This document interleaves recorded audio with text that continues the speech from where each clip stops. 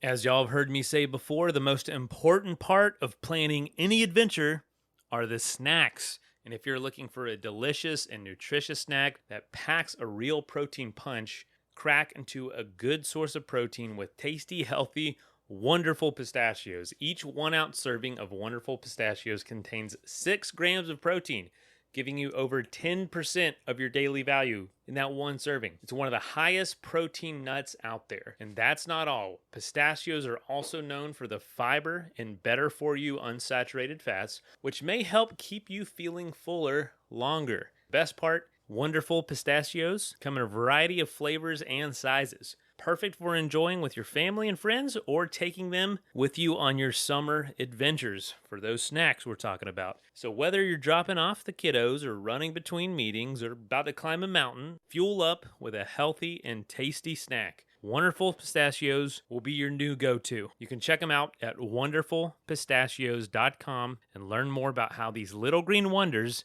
can power up your day.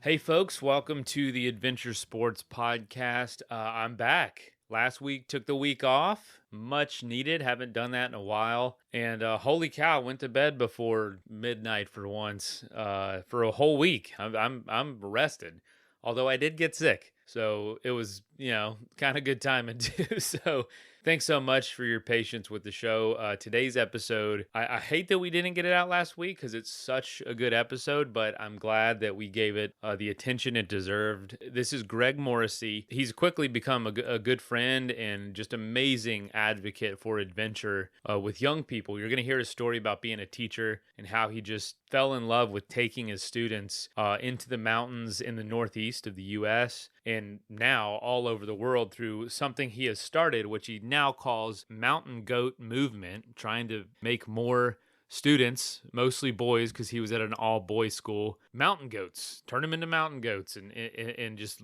love the mountains, love adventure, and love what it can do for character development and growth. And this story is about one of their most recent adventures, starting at the absolute headwaters of the Hudson River that flows right past and right through New York City, where that starts at an alpine lake, technically a little valley, and then down to a lake, and then down a stream, and then down to a river. And they follow it on foot or on the water itself for 390 miles, which is just wild, all the way to the Statue of Liberty. So they see a lot of change and a lot of different things through the course of that adventure. And there's going to be a film coming out, I think next year. We'll be sure to share that when it comes out. But Greg, thanks so much for the work you do, inspiring the next generation to be adventurers. If you want to support Mountain Goat, Greg lists a lot of their needs at the end.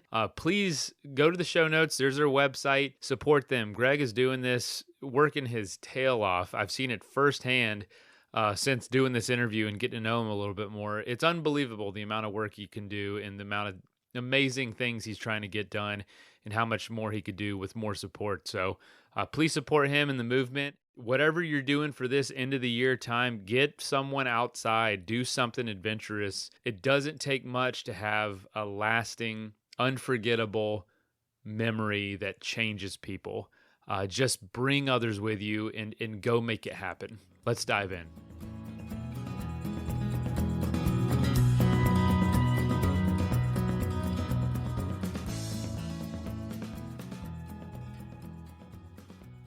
Welcome to the Adventure Sports Podcast. Today, we're talking to Greg Morrissey. Greg, is that how you say your last name? I actually didn't ask beforehand, but yeah, I just sounded yes, sir. out. Morrissey, like the singer. You've said that a time or two. Morrissey, like the singer. Well, how you doing? Great, Mason. How are you doing today? Good. Where are you coming from, and where's home for you? So I'm calling from home in northern New Jersey. I'm in Essex County, a town called Milburn, about an hour south of New York City, and about an hour north of the Jersey Shore. Would you say that that's an adventure hub or known for adventurers? It is certainly not known for adventurers. However, folks who haven't visited New Jersey would be surprised to know that you can find a great deal of adventure in the New Jersey and larger metropolitan area. And one of the projects that I'm sure we'll get into at some point is we just completed a human-powered adventure of the entire Hudson River, which was incredible in so many ways, but also another experience that I've had in this area where I've come to discover just how much adventure can be had in the greater metropolitan area. Gosh, man, that is awesome. Well, I want to set this up because like I knew New Jersey isn't really known, but dude, y'all have a lot of black bears, a lot of bears that it's been an interesting story I've seen recently, like the most human and bear interactions per capita to anywhere in the country, I think I heard recently. And also, I just want to say, I have been on a lot of hikes all over the country this year, and just from different, traveling for work and taking a small hike here or going on vacation to go hike. And my absolute favorite hike of the whole year was in rural New Jersey. And people find that, and I've been to California hiking, I've been to the Rockies, Rocky Mountain National Park, all the way. I was in Yosemite last year, and dude, for the last year, my favorite hike was New Jersey. People find that hard to believe. Wow. Well, that's great to hear, Mason. Where did you go? Man, that's actually a good question. I'm looking at the map right now because I'm trying to find it. I was driving from New York to Philadelphia, and I just took some back roads because I didn't want to. I had some time, so I just went all through all these little small towns, and I pulled over at this little tiny conservation area and went for a hike. And man, for like 3 hours, I had this whole place, this river, these waterfalls, these rock faces completely to myself. And it was so unexpected. And I think that what was the cool thing is I didn't expect much, and it blew that out of the water. And I think just that kind of surprise is what made it so memorable. And I just want to say, like, this show is all about featuring folks that are so adventurous, that not from the places that you always think. So it's awesome to have you on the show and talking about this kind of stuff. Man, it's great to hear. Yes, I'm certainly honored to be on this show. I've listened to this podcast for quite some time now, and it's interesting coming off the heels of Graham Zimmerman, and the worlds where you have these adventurers who live in these places where adventure is definitive of those particular regions and areas. And New Jersey, of course, as you alluded to, is often an afterthought in that world. So hopefully I can do New Jersey and the larger metropolitan area some justice in terms of some of the projects that we've done out here. What was your story of getting into this world? Because, if you're not from a place that's just ingrained in culture, how did you discover it? How did you get into it yourself? Sure. So I was very fortunate to grow up with parents who really had a deep love of nature and travel. And so oftentimes weekends growing up, we're going to visit a lot of places in the larger New Jersey area for weekend hikes, surfing down the Jersey Shore. There's great climbing up in the Catskills and the Gunks, which I'm sure so many folks are aware of. And that's only an hour and a half, 2 hour drive from where I grew up. And I was also very active with Boy Scouts my entire life. A story in particular that kind of really launched my love into adventure in the great outdoors was when I was going into my freshman year of high school. I had the great opportunity to go with my scout troop and my dad to Philmont, New Mexico, which is kind of like the mecca for trekking for the Boy Scouts. That 2-week trek, primarily in the backcountry, inspired a love, and a never-ending love of the outdoors, nature, working with a team across a challenging project. And it's funny now that I'm in my 30s and I look back on my life and I think about how important the outdoors, adventure, and education are for me. I think back to that moment. And I think that trip, beyond the beauty of being in New Mexico and beyond the love of just, hiking and backpacking, it really forged some of the most important relationships in my life. And so I think for me, what has become so important is going out, doing these adventures, and then connecting with folks in really meaningful, substantial ways. And it all started with 2 weeks out in the desert. Just that had to be so mind blowing at that age to see that. And that's a long experience at that age, too. Yeah, it was unbelievable, and of course, my dad now, who was a part of that trip, he's in his late 60s, and man, we talk about that trip every month. Oh, that's so cool. And that's the power that the outdoors have. Is we can go out, we can do something simply out of curiosity, go to a place where we've never been, experience it, fully engage with it, and along the way, we cultivate these relationships that are lifelong. Wow. That's something that I probably not mentioned enough on this show, but when my best friend and I decided to do our first adventure, one of the things that really sold us on the idea was the idea of we can talk about this the rest of our lives. And I don't know what it was about that, but we were like, "Oh my gosh, this could be that important of a thing for us, for our relationship, for our development." And we're kids at the time. Well, we're in college, but we're kids. And he's like, "Man, if we do this plan, we can talk about this forever." And that has been so true. It's like every time we're together, we're talking about it. And that's the power too of adventure. It's so different from your normal life that it just forces you to grow, because none of it's in your comfort zone, and it won't be your comfort zone for a while. Man, that's so cool to hear that you and your dad still talk about that every month. The power of Amen. adventure. Amen. Amen. You nailed it. So this maybe seems like, forgive me for maybe jumping the gun here, but this seems like maybe that experience is what kind of encouraged the whole idea of mountain goat movement, where you're taking a lot of kids on adventures and young people to have these, really unique experiences in their life. Like, it sounds like, well, that happened to me. Surely it's going to happen to anyone else I take. Yes. That really was the launching point. And then I think what kind of solidified the idea for mountain goat movement was years later. I taught at an all boys high school in Jersey City, New Jersey. Probably the last place when you think of the outdoors. Jersey City is on the Hudson River, directly across from World Trade.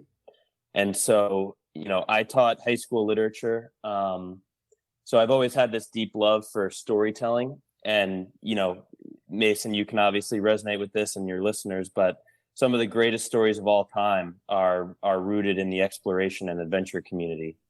And so I taught high school literature. I spent my summers as a teacher trying to do human-powered adventures on a teacher's budget and trying to find creative ways to experience the great outdoors, while simultaneously bringing that love to this school in Jersey City, where the outdoors are often an afterthought. And so for the better part of a decade, what started out as kind of an adventure club, a gathering of 10 students just kind of going out to the Poconos, the Catskills, the Jersey Shore, doing all these local trips, evolved into a really strong outdoor education program where I started bringing guys on trips all over the world and participating in different types of adventures. That experience allowed me to connect with great communities like the Explorers Club, the American Alpine Club, a few different outdoor brands. And so I began to kind of form bridges between the life of a student and the life of an explorer. And that whole system, that structure, allowed me to create Mountain Goat Movement, whereby I now work with various high schools, colleges, and young adults. Now, tell me a little bit about how it got started, because I feel for a lot of people that have an idea like this or a passion that is a little different than their day job, they want to start doing something but don't know how or when. What did starting this as a teacher look like? I'm married to a teacher who is also so very ambitious about other things. So I'm always, very fascinated. And me personally, I do this show on the side, I have a day job. How did you get started, and what was kind of that reception early on? So like you, I have a love of bike packing. And in 2017, with a colleague and another English teacher. We cycled from Vancouver, Canada to Tijuana, Mexico. And it was awesome in the sense that it was, a fun trip for us to do as a 30-day journey. But to make it more impactful and meaningful, we kind of used that trip as an opportunity to spread the word on the importance of outdoor education and experiential learning for young people. So we were fortunate enough to receive sponsorship from brands like Cabu and Cliff Bar. And it was on that journey that we were able to raise about $40,000 for a scholarship fund that went on to support 15 low-income students to participate on various adventures with me all over the world.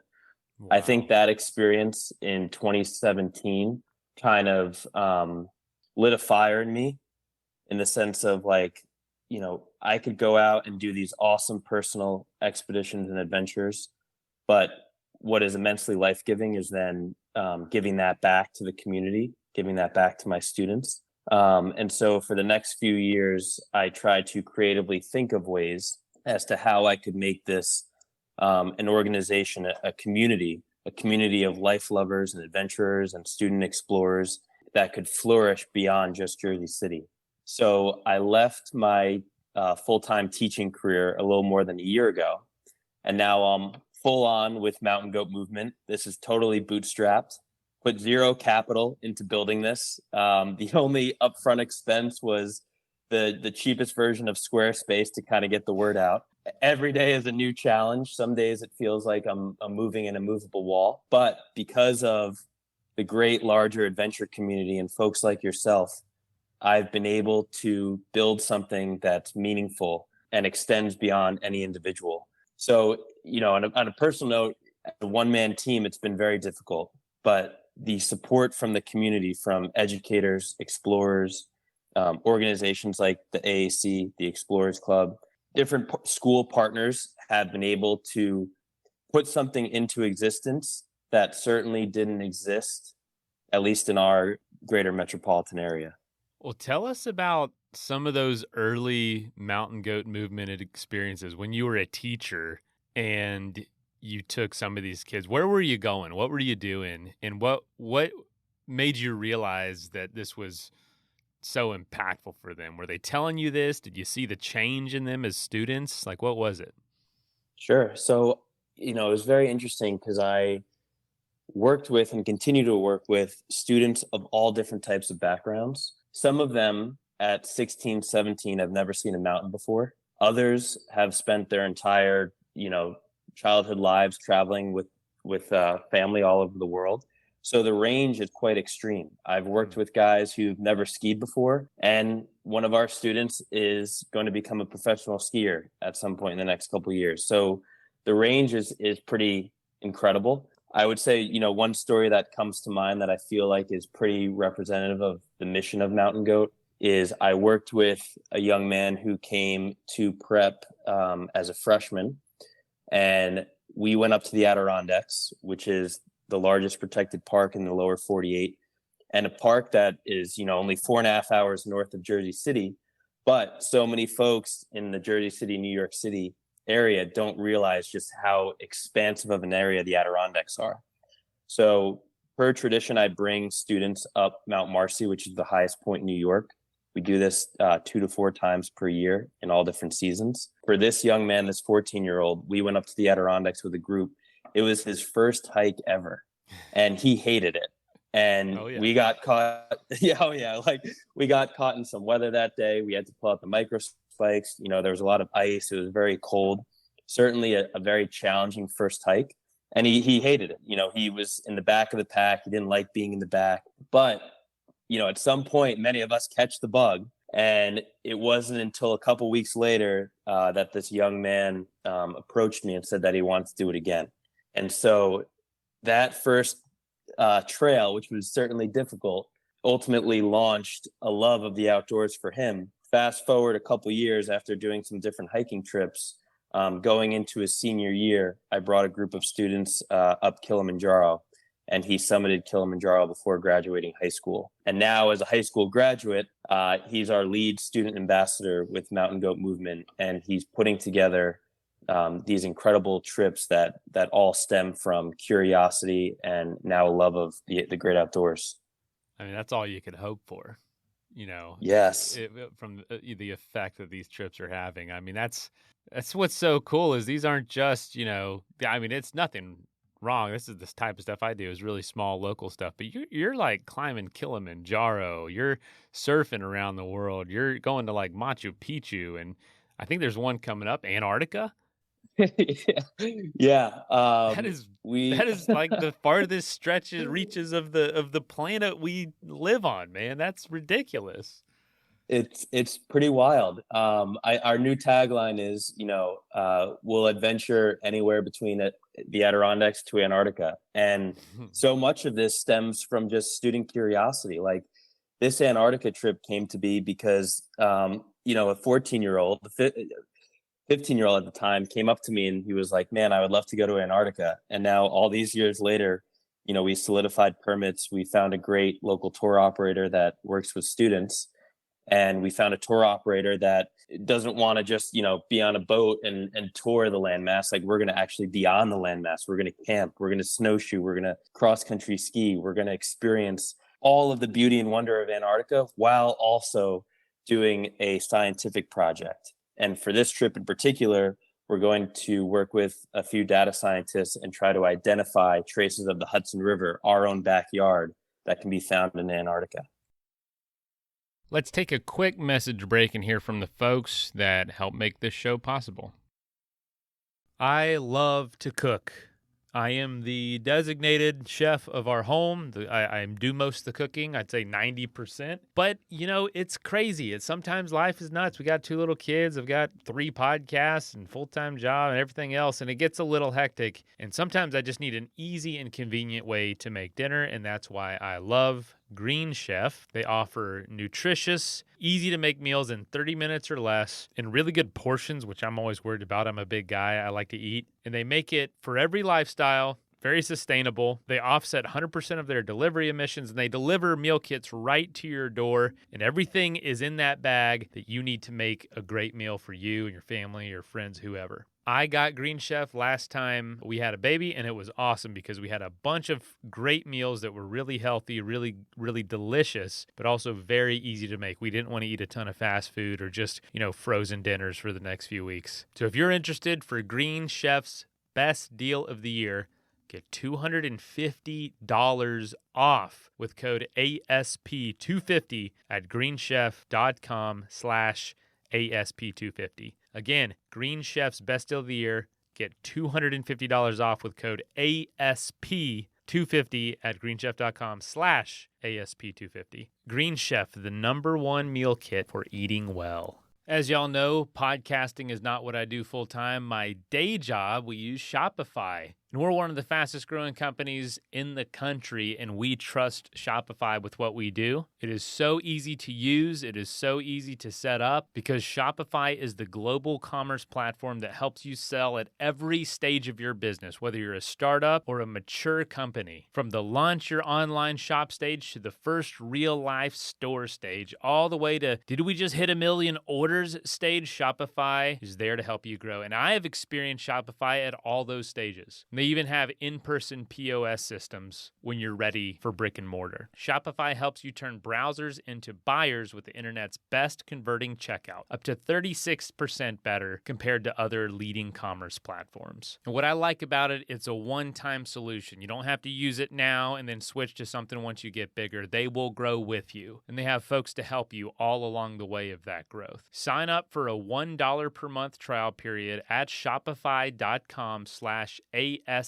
all lowercase. Go to shopify.com/ASP now to grow your business no matter what stage you're in. Shopify.com/ASP. The best travel gear isn't born in a factory. It's inspired by journeys taken by real people exploring the world. That's why I love Rourke. Their team pulls designs and inspiration straight from the places they travel and have adventures. And for over 10 years, they've been exploring the globe to seek adventures on the road less traveled. Everything from surfing waves on remote island chains to exploring the streets of Jakarta, the Scottish Highlands, and almost everything in between. Rourke has developed options for you. I'm actually wearing the Rourke Bless Up breathable stretch shirt right now, and I was wearing a Rourke shirt yesterday. I'm traveling right now, and you could probably hear the echo in the room, but I was at this event. This guy was speaking, and he looked down at me and pointed at me right in the middle of his talk and said, "Nice shirt." And I was like, "Thank you very much." It was a Rourke shirt, and I've got my Accomplice Mule 45-liter bag. I love it because it can hold all my podcast gear, take it on the plane, but also holds extra stuff. I can put some clothes in there too. And if I didn't have my podcast gear, it could probably hold everything I needed for this trip. And it's water resistant. I love that. So Rourke offers durable, comfortable styles inspired by the places they've been. And they've got their latest collection, the Hokkaido, featuring Japanese prints and patterns and Japanese manufactured Kaihara premium denim. So if you're traveling, Rourke has the gear options. And for a limited time, if you're a listener of the show, you can get 15% off your first order. Go to Rourke.com. Use the code ASP15 at checkout. That's ROARK.com and use the code ASP15 for 15% off your first order. That is plenty of that for now. Let's get back into the episode. Oh my gosh, that is wild. So cool. Well, speaking of the Hudson River, talk to us about this Source to Sea educational expedition of the length of the Hudson River. Where did that idea come from? It had to be while you were teaching in Jersey City, looking at this river every day, thinking like, I don't know, let's start at the beginning and come all the way down here. Go from the unfamiliar to the familiar. What was that idea? Sounds great. So I think all great ideas just stem from curiosity. And when I taught high school literature, I began every class with what's called a curiosity moment, where for 10 minutes at the start of the class, we just looked at something that students were curious about. And oftentimes it had nothing to do with literature. And so when I taught in Jersey City, the Hudson River was 4 blocks away. So my morning hike, instead of waking up in the Rockies and going for a hike and then beginning my day, my morning quote unquote hike to speak was walking to the river's edge, walking to Hoboken, back to Jersey City. And that's how I started every day, looking at the river every single day. And so I brought a group of students. This was about 2 years ago. I brought a group of students up to the Adirondacks for, a weekend of hiking. And we connected with a guy named Dr. Joseph Dady, who is the executive director for an organization called Hamlets to Huts. And Hamlets to Huts provides backcountry huts and resources for folks to experience the outdoors if they're unable to camp. So Dr. Dady and I were just sitting on his back porch, and we started thinking about, all the different types of adventures that folks can have in the larger New York, New Jersey area. Me being from Jersey City, Dr. Dady, living in Saranac Lake, New York, up by the source point of the Hudson River, decided that, perhaps the ultimate adventure could be a human-powered traverse of the Hudson, while also analyzing the health of the river. So the idea for this Hudson River Source to Sea project, Mount Morrissey to Manhattan, Lake Tier to Lady Liberty, all originated through a conversation on a back deck. And fast forward about a year and a half later, and a serious deep dive into the logistics behind this project, we successfully this past summer brought 8 high school students from all over the country, many of whom were strangers, on a 400-mile journey in which we completed a multi-sport adventure of the Hudson River, which also included a project with data scientist Dr. Tim Keyes, who's a professor out of Wake Forest and Sacred Heart. And we collected 50 samples of the Hudson River in which we looked at chloride and microplastic levels. The students produced a scientific paper about our project, and which, as an adventurer, I'm really excited about this, is we produced an adventure guidebook to the Hudson River. Oh, wow. Dang, the amount of work that came out of this. Unbelievable. Well, all right. So what does a human-powered traverse of the Hudson River entail? Like, you're going way up in the Adirondack Mountains to a lake.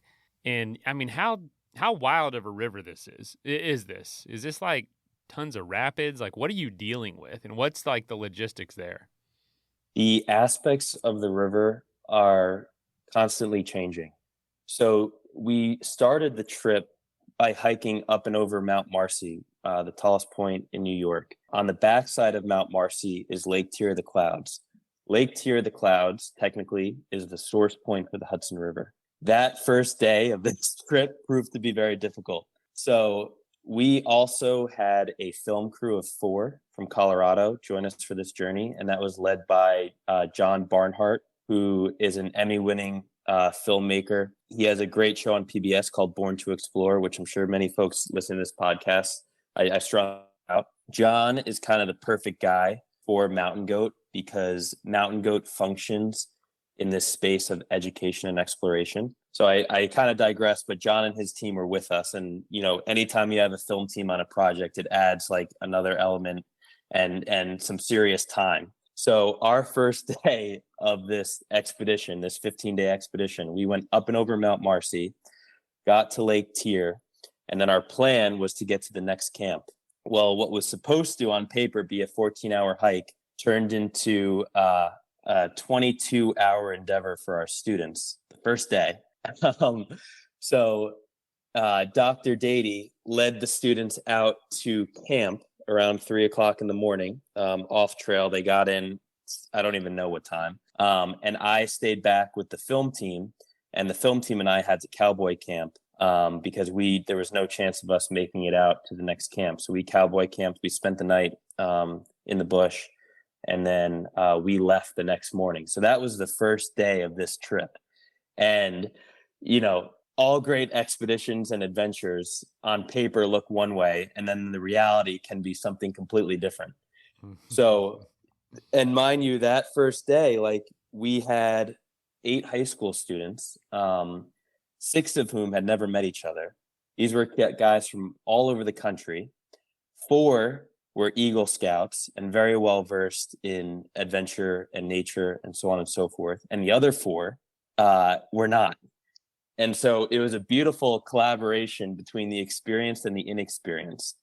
What kind of motivated us throughout this journey was that first day. It was like, all right, these are 8 kids who don't know each other, very different experiences, and yet they were able to complete our first day. We were hopeful for the rest of the trip. So the day started with a hike. The expedition started with a hike, and then our goal was to go from Lake Tier to Albany while remaining on the water. So during that time, we kayaked. Can you kayak straight from the lake? It looks like a tiny little waterway. You can't. So you have to kind of drop your kayak in, basically a few miles out. There's a confluence of rivers where the Hudson River really begins and where it's appropriate for folks to begin, a paddling portion. So Lake Tier, it's kind of like a large pond. So we tested our first water sample was in Lake Tier. And of course, like that's basically the cleanest that the water will be. We didn't put in our kayaks until, this would have been July 18th, that second day, at another point where it's actually safe and rideable. So we kayaked, we canoed, we whitewater rafted, and we even tubed, which is kind of bizarre to say. We had inner tubes for a section of the river all the way to Albany, New York, the Troy area. And during that time, we encountered every different type of condition on the Hudson River. There are class 3, class 4 rapids, which not many folks know about. And it surprised me as well to discover that. But we basically made our way via river to the Troy, Albany area. And then once we got to Troy and Albany, we switched to bikes and we cycled from Troy, Albany area to Edgewater, New Jersey. And then, so we went over the GW Bridge over bikes, which was awesome. And then from Edgewater to Jersey City, right around the Statue of Liberty, we kayaked those final 10 to 12 miles. So the expedition in total took 15 days. The Hudson River itself is 315 miles long. But the way in which we did it, it took us about 390 miles to complete this journey. It seems like some pretty rugged and remote territory up there at the beginning. Yeah. I mean, how were the boys? I don't know if it was all boys. How was everybody doing? Yeah, it was actually a group of all boys. Um, Man, so having led groups for the last 10 plus years, I've never been more impressed with a group of students. Most days were upwards of 16 hours long, just in like moving and getting through a day. And we had an amazing group who chose to be positive every step of the way. We had one student in particular, a rising senior from Jersey City, who had never done anything like this before, who kind of led us in song for 15 days.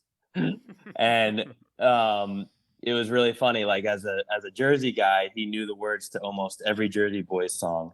And so as we got closer to the Troy Albany area, I think he sang at least one of the Jersey Boy albums in its entirety to Jersey City.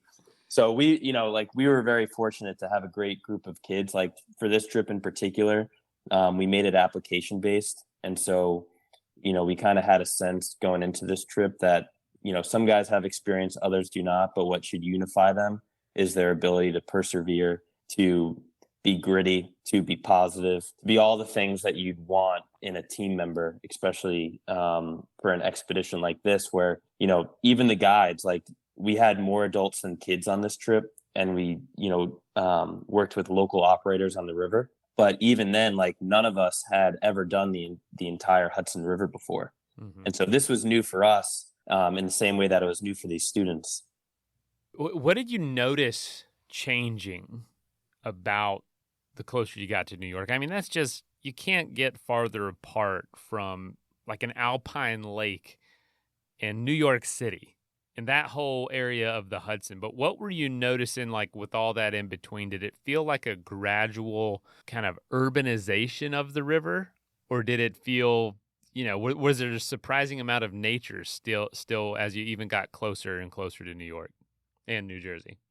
That's a great way to put it. It was certainly, like to your point, it was a gradual urbanization that we experienced. I was blown away by the remoteness of aspects of the northern Hudson River. I mean, there was one day in particular where it really felt like we were out west.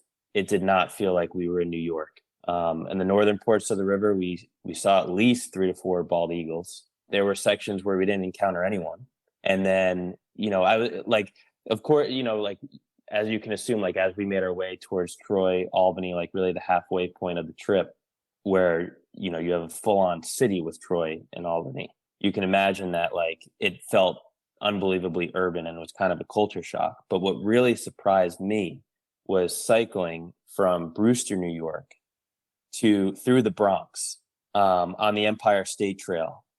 And this is, this whole area is considered one of the most densely populated regions in the entire country. And yet we were still able to find and discover areas that felt like we were fully in nature, that we had it to ourselves. And that was probably one of the biggest takeaways for me as a Jersey guy, and also for the Jersey students, is like, we have trails up here where you could be 10 miles from New York City, and yet you could also be in nature where it feels like you might as well be 100 miles away from New York City. And it kind of like I've always been, a fairly wanderlust person. Like historically, I think of the next adventure as going to a place like Antarctica or New Zealand, or, going to these places on the far reaches of the world. And it sounds cliche, but this trip for me really solidified the idea of like finding backyard adventures that are meaningful. And there are, this trip ended in August, and now that we're in October, like it has certainly launched a curiosity in me to discover more things that are accessible. The other surprise for me was the night before our expedition, we presented at Arc'teryx, New York, at their flagship store, who's a partner to Mountain Goat, and a number of folks came out, and that presentation, Dr. Keys, Dr. Dady, and I all presented on single day adventures that folks could have in the greater New York region. And this is a group of folks who are already inclined to the outdoors. They want outdoor equipment, like they're familiar with the mission of Arc'teryx. So these are folks who want to experience the outdoors and have experiences doing this. And even some of these folks were like amazed by these hidden gems in New York that most people never go out and discover. So I think one of the goals for Mountain Goat for the next few years ahead is to really get folks outside, like not just students, but get folks outside in the New York, New Jersey area and discover these hidden gems and go out and do some meaningful projects. There's a group out here that I learned while kind of planning this Hudson River expedition called the Billion Oyster Project. And they're basically planting oysters across the Hudson River and bringing more biodiversity and life to the Hudson River. And in speaking with a number of scientists, a lot of folks think that the Hudson River is cleaner now than it was 10 to 15 years ago. So it's really great to see that, people in these urban environments are getting out and they're finding ways to enhance the natural resources that, although hidden, are abundant around us. One of the effects of adventure is, seeing a place that you think you're familiar with in a new way.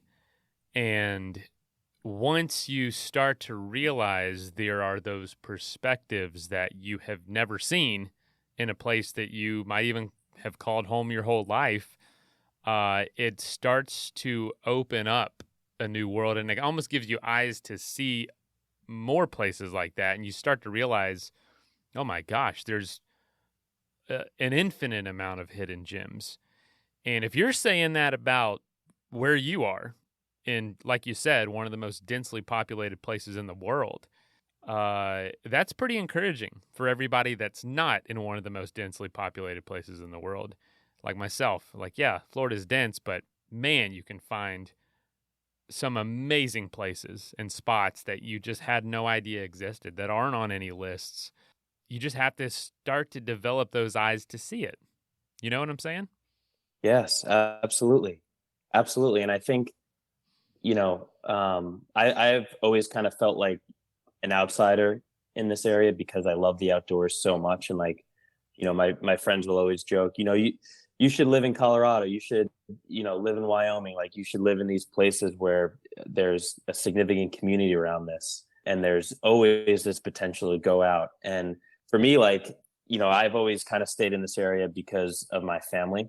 And over the last 10 years, like, that's really prompted me and inspired me to go out and like find these places. Like, I think that there's an incorrect narrative that exploration is dead. Like we've gone out and we've seen all these places. Like I don't think that could be farther from the truth.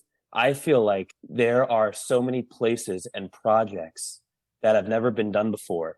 And if we can do this in a densely urban environment, like Alaska is never ending. Oh gosh, yeah. we think of these places as like, well, people have been there. It's like, yeah, maybe people have been there, but there is so much to discover. It's absolutely endless. And it all stems from curiosity. It's a little frustrating how much there is to do and see, and the time we have. Man, we could talk about this endlessly because it is something that I really try to advocate for on this show is you have not seen everything there is to see where you are. And people feel, I don't know about you, but the older I get, the more almost ingrained in the place I am, I want to continue to be. And not only that, but I go back to the same spot. I love paddleboarding, and I go out by my house just a couple miles away. I see new animals every time I go out. I'm looking in the water, and I'm like, holy crap, a whole family of manatees, or this shark I've never seen here, or this dolphin, and I'm just like, every time is something new. The weather's different, the tide's different. Even going back to the same exact place is a completely new experience. So once you throw that variable in, there is newness all the dang time, not including the actual new places to go. Yes, no, absolutely. Like, yeah, I mean, for this Hudson River trip, as we were making our way towards Jersey City, the Hudson River and the Atlantic meet. And there's a spot in particular under the George Washington Bridge where the current is like crazy. It's pretty chaotic. And I had, I was leading the group with Dr. Dady and Dr. Keys, and I had a walkie-talkie, and we kind of had like a base camp guy who was on the shore, and he was just kind of communicating to us about incoming oil tankers and like all the boat traffic. And it was funny, like this guy, Kevin Murray, who runs a kayaking spot and paddleboarding spot in Jersey City, as we were coming under the George Washington Bridge, he was like, "Hey, Greg, just be mindful. There could be some whales underneath you." And, like in the back of your mind, like, that there are whales and sharks in the Atlantic, and that they're off the coast of New Jersey and New York. But to hear that while you're in it, it's amazing. And like these whales, like they come up the Atlantic and then they get to the Hudson River. And, of course, they have the intelligence to then turn around and go back out. And you're just like, this is happening while the world trade is like a mile away from us. It's amazing. It is absolutely amazing that these worlds all overlap like this and happen within each other. That is so cool, man. And like once you get people looking at that perspective, you start seeing it everywhere. Like from migratory birds to the way the plants are thriving in certain areas. It's just so cool how nature persists and nature will find a way. Life finds a way. And so it sounds like that was a pretty cool realization. Was there anything cool that any of the students shared that really stuck out to you about the experience? I think one of the reasons, the classroom is a great place to learn, but it also has limitations. And I think perhaps the greatest value of like working with young people outside and even adults, and we relearn this every time we go out, is, to your point, like nature always prevails. And so there's no arguing with nature, right? There's no, when you're in the classroom, there are grades A through F. And there's always the potential to chat with the teacher. What happened here? Can I retake this test? Can I do this? So on and so forth. There's sometimes ambiguity in, grading. Or there's a multiple of reasons why a student in a classroom could not fully grasp a concept. But it's not like a pass-fail scenario, at least at the higher level in high school and college. But when you go out in the natural world and you do something challenging and life-giving, it's like a pass-fail scenario. And so for us, like there were days where, perhaps someone was ill-prepared, on a day of rain, like perhaps someone didn't have the right rain jacket. And it's like, okay, that's, there's nothing we can do. Like we've started this, you left your rain jacket behind. We just have to prevail. We have to find a solution. For us, like one of the nights where we had to cowboy camp, it's like we didn't have access to a tent. We didn't have access to any lodging. So we had to make a small fire and cuddle around this fire and use like emergency blankets. And so I think what was great, what unified all of us, regardless of experience, is that whenever you go out and you do these difficult projects, or even something as what might seem simple and ordinary as a day hike, can turn south at any moment. And nature always wins. Like there's no arguing with nature. You can argue with a teacher, you could complain about a grade, but when you go out in the natural world, you have to be prepared. And even when you're prepared, things can still go south. And there's always so much to learn from something like that. And I feel like nature is the greatest teacher. Like we can go out and we can have these epic life-giving experiences, but at the end of the day, like you're at the whim of the natural world and you have to somehow figure it out. And so for us, like that moment happened every single day on the Hudson River trip. There was always something that happened and we had to fix it. We had to find solutions. Tell us a story about that. And I want to hear a story. Sure. So let's see. Okay. On paper, we were supposed to do 60 miles. We were cycling down the Empire State Trail, and this was, July. There was a lot of construction going on. And so there were multiple times where we had to be diverted to street, to sidewalks. Like there were times where we weren't on the trail. And so, we set out for a 60-mile day, which in our minds was like, all right, with the film team, we had a couple support vehicles. to ensure the safety of the kids so we could pull guys if they ever needed support. But we were like, this should be, a 7-8 hour day. Like, it's very straightforward, good to go. And of course, like, that never happens. And so what was supposed to be a 7-8 hour day turned into like an 18-hour long day. And, we encountered rain. We encountered a little bit of hail that day. We had to go around numerous construction sites. It became a very frustrating day. And there was a moment where, the kids were kind of saying, like, this is ridiculous. Like, can we hop in the passenger van and call it? And there were a couple guys, mind you, like, these are 16 to 18-year-old kids. And there were a couple guys who kind of took initiative, and they were like, hey guys, let's see if we can go another half hour. So then we'd go another half hour. Let's see if we can do another half hour. And all of a sudden, I mean, what was supposed to be an 8-hour day turns into a 16-hour day. And by the end of that, that day, like, the kids came, we did a mix of like camping and staying in lodges just because the touch points for the river are pretty convoluted. So when we got south of Troy, we did a lot of lodging. And these guys we were staying at a church that night. They pulled into a church completely whomped. We didn't have enough food. So these kids were famished. They were completely worn out from the multiple days prior. And yet they found a way. And it came down to optimism. And that rallied the group.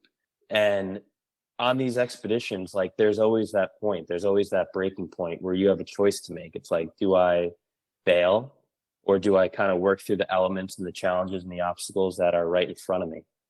And these kids, because they're kids, these young men chose to work through the obstacles, which is kind of incredible when you think about it, because one of the conversations right now across schools and education is like, are we providing environments for our kids to be gritty and self-sufficient in a world where everything is accessible?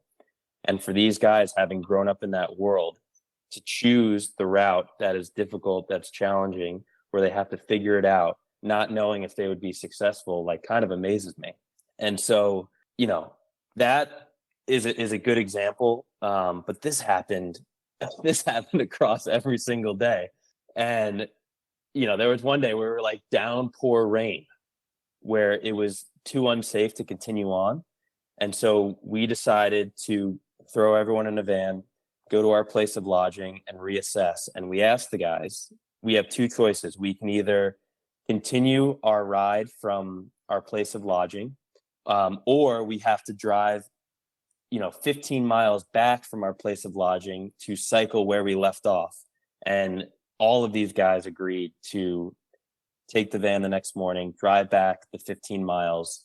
We had to hide our bikes underneath a bridge. So we locked up bikes underneath a bridge, went to the bridge, unlocked the bikes, and then these guys cycled the 15 miles plus the rest of the miles that we had planned to do.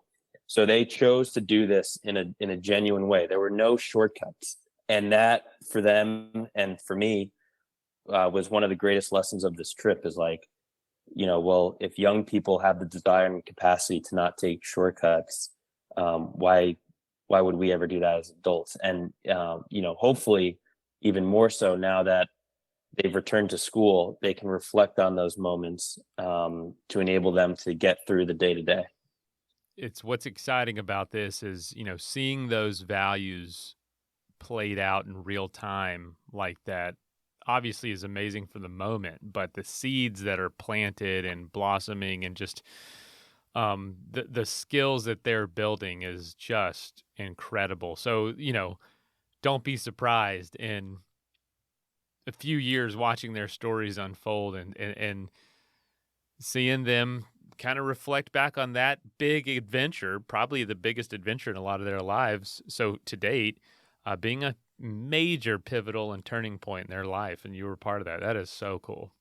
It's really great. And it's been interesting because, like, when I taught in Jersey City and started doing these projects, some of those young men are now in their early to mid 20s.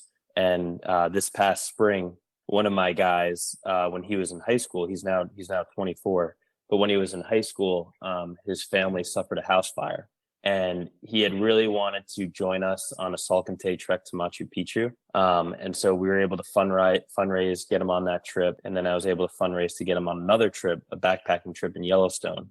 And this was a guy who was dealing with a lot of adversity at home. And, he also wasn't too familiar with the outdoors. Well, those two trips, like fast forward years later, he goes through college. He's now graduated college.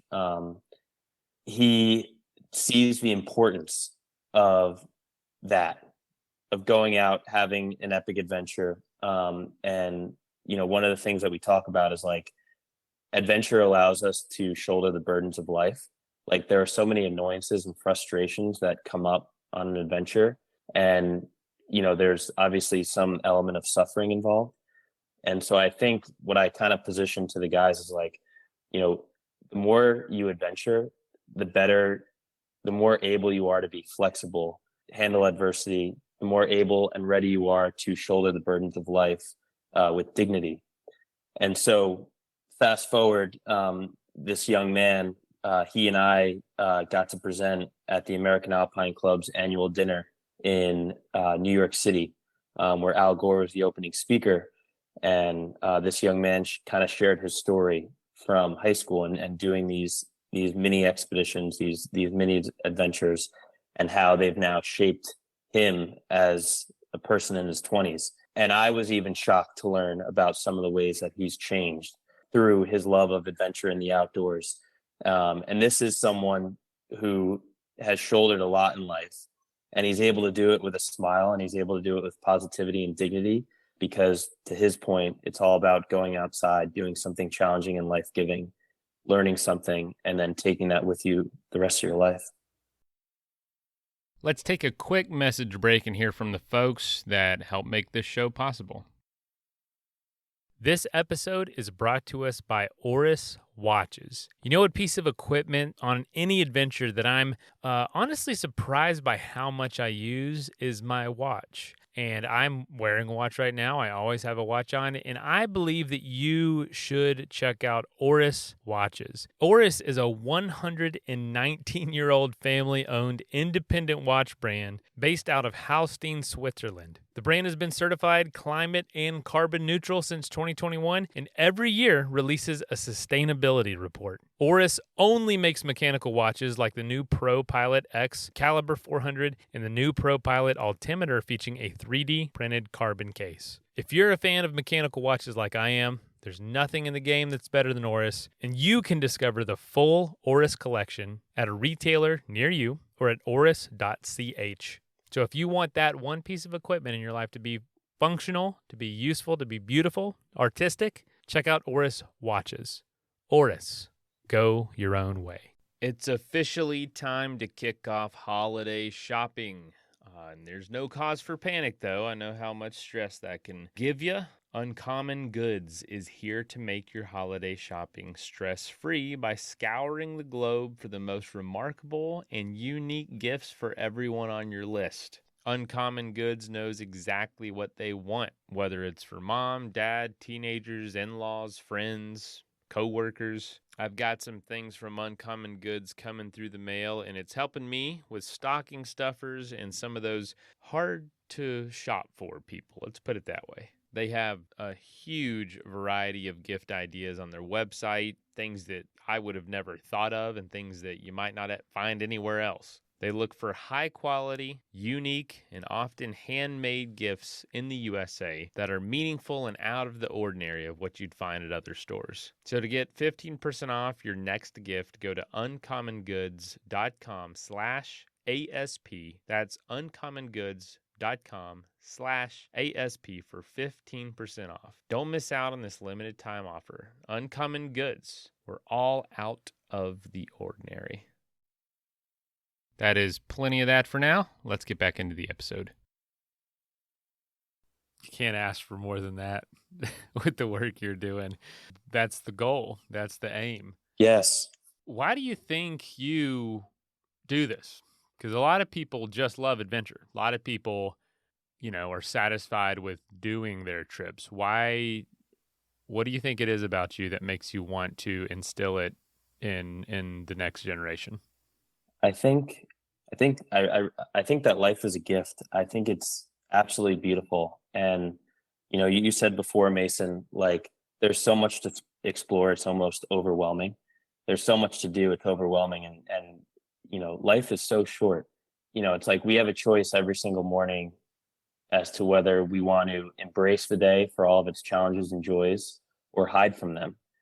And I think adventure in the natural world inspires us to embrace all that life has to offer.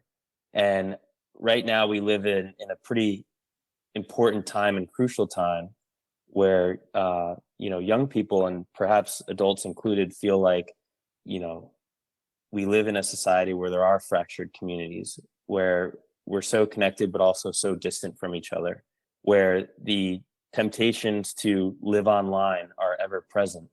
And yet, people, I feel like even young people, are so inspired to find meaning and substance in the day to day. And going outside and building relationships in the outdoors and experiencing the world for all of its beauty allows us to be perhaps more in reality than what we might find online. I think it's that positive, contagious energy that we can cultivate with one another through these experiences that allow us to experience life to the fullest. And, for me personally, like, building Mountain Goat and doing these things is also kind of self-serving in the sense that, I love this stuff. And like, Christopher McCandless says in Into the Wild, as he's starving in Alaska, he writes, happiness is only real when shared. And I really resonate with that quote. It's like, you could go out on a hike by yourself and it'll be fun. It'll be a great time. And there's always a time and place for that. But then when you go out on a hike or a project with a group of people, it's not fun, it's life-giving, it's rewarding. And so, with Mountain Goat, I think like, what are the projects, who are the people, what are the things that I want to do? And if there are folks who kind of resonate with this, can we build a community around it? And that's kind of what it's become. What are your needs at Mountain Goat Movement? I know that you are bootstrapping this. You have big adventures planned that young people can join all over the world. Those aren't cheap. What are some of the biggest needs? The biggest need is funding, of course. So this is totally bootstrapped, very grassroots. A good example would be a couple weeks ago, we did a day of adventure for 300 students at Rockland Lake State Park in New York, and talking about bootstrapping. My girlfriend and I, I am the only full-time employee for Mountain Goat. Everyone else is a volunteer, supporter, friend, family. My girlfriend and I put together this event for 300 kids, which was like a pretty daunting task. Dude, that is insane. 300 kids. Yeah, 300 kids, and we did like, my gosh, I'm like gonna have a panic attack just thinking about that.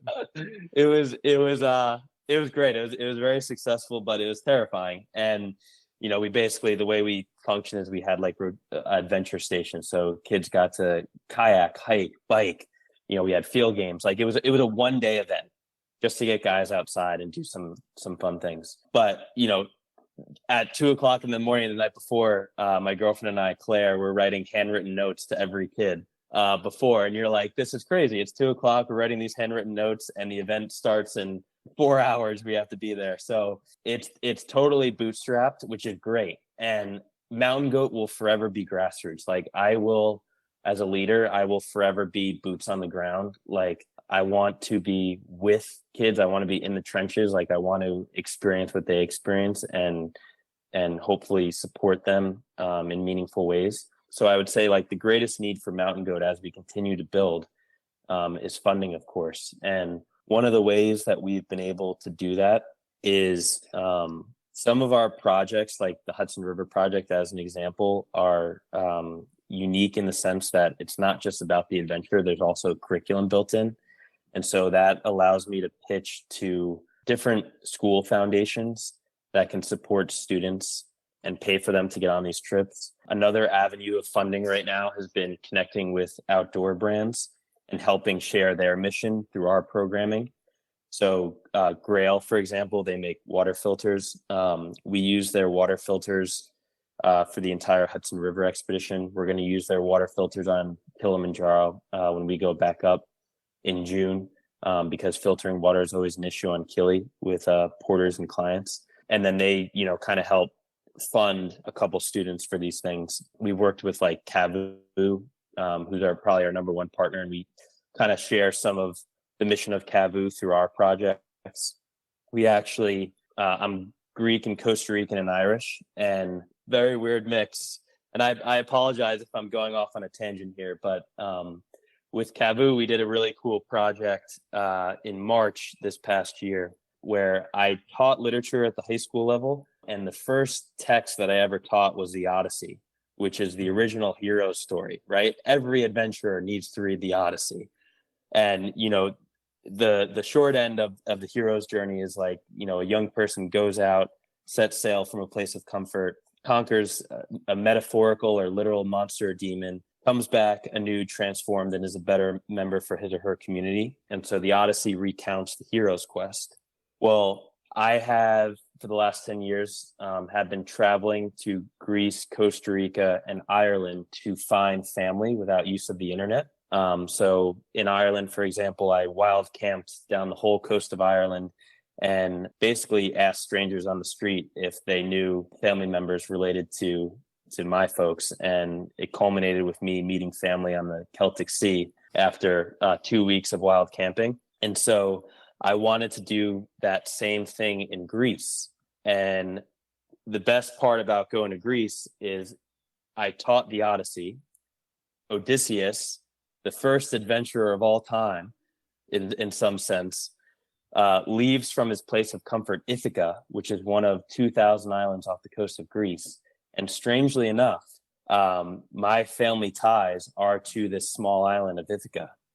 And so Cavu, I pitched this project to Cavu, and we went out with a film team, and we made a 10 to 12 minute short film, which comes out later this year.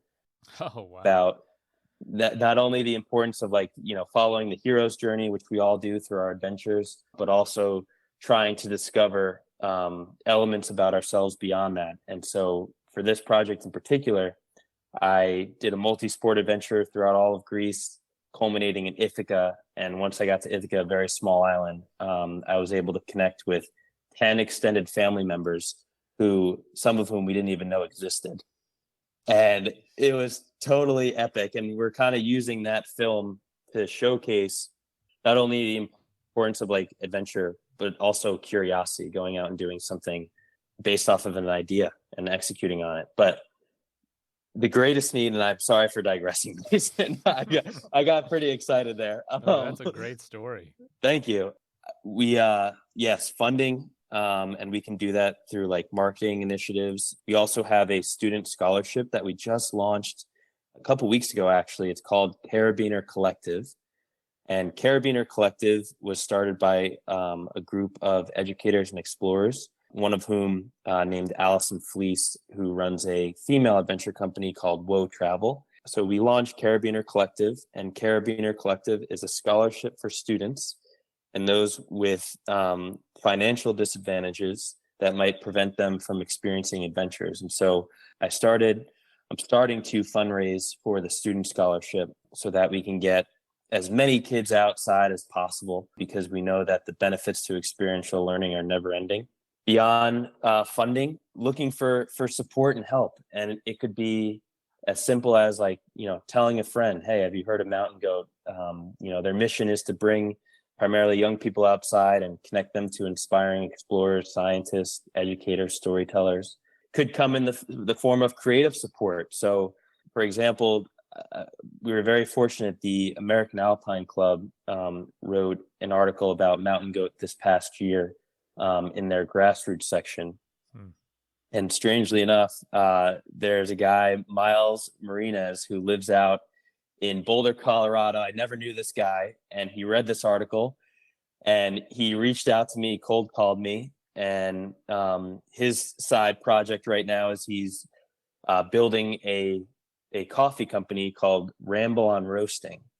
And Ramble on Roasting appeals to the everyday adventurer. And so he's trying to get Ramble on Roasting into different cafes and have hikers, climbers, outdoor enthusiasts meet and share coffee. And Miles reached out and he said, "Hey man, I would love to make a coffee for Mountain Goat, and we can have 50% of those proceeds support students." We actually made a green tea. I'm not a coffee drinker. I'd probably explode because I'm already like a black lab puppy with excitement. So we made a green tea, and it's called Mountain Goat Green Tea. And it's cool. Like, we use Mountain Goat Green Tea at different events, and it brings attention to his grassroots organization. It supports mine. And, there are a multitude of ways to be creative. Ultimately, Mountain Goat is for the community. And so anyone who cares about mental health, adventure, giving back, building meaning into our lives, storytelling, service, all of these touch points are related to Mountain Goat. So I would love to connect with anyone and everyone who wants to be a part of our small but impactful and special community. Well, Greg, oh man, this was awesome. Geez, thank you so much for coming on and just kind of sharing the stoke. That's just the kind of stories I love to feature now. Folks that not only love adventure, but are trying to have a bigger impact through adventure, and not just accidentally, but being intentional about that, and definitely instilling adventure in the next generation, because we need it. We need it. It's harder and harder, it seems like, as we get more, quote, technologically advanced, to break away. It's harder for me personally sometimes. The algorithm is strong, and it can keep us too engaged too often. So, man, this was awesome. Thank you so much.